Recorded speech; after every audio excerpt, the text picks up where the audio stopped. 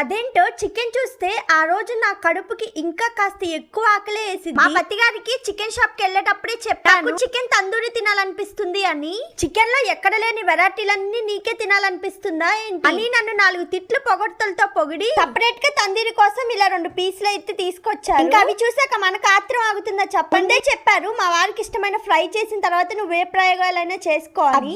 ఇలాంటప్పుడు మనం ఎందుకు తింటాం చెప్పండి. ఫస్ట్ చక్కగా చికెన్ మ్యాగ్నేట్ చేసి ఇలా చికెన్ తందూరి అయితే చేశాను. చేసిన తర్వాత మా వారు కూడా దీన్ని టేస్ట్ చూసి ఆహా ఎంత బాగుందో తినే కొద్దీ తినాలనిపిస్తుంది అని ఒక డైలాగ్ వేశారు. నాకు కూడా అదే ఫీలింగ్. అబ్బా ఇంకొక 2 పీసులు ఉంటే ఎంత బాగుండేదో. అదేంటో ఏదన్నా తినాలని క్రేవింగ్స్ వస్తే చాలు అది తినకపోతే నా మనసులా ఉండదు. ఇంకా తినే వరకు దాని మీద మనసు అయితే పీకేస్తుంది. మరి మీకు కూడా ఇంతేనా? కమెంట్ చేయండి. మీకు కూడా ఈ చికెన్ తందూరి తినాలనిపిస్తే ఒక్కసారి ఇలా ట్రై చేయండి. రుచి మాత్రం అస్సలు మర్చిపోరు. వీడియో నచ్చితే చిన్న లైక్ ఇవ్వండి.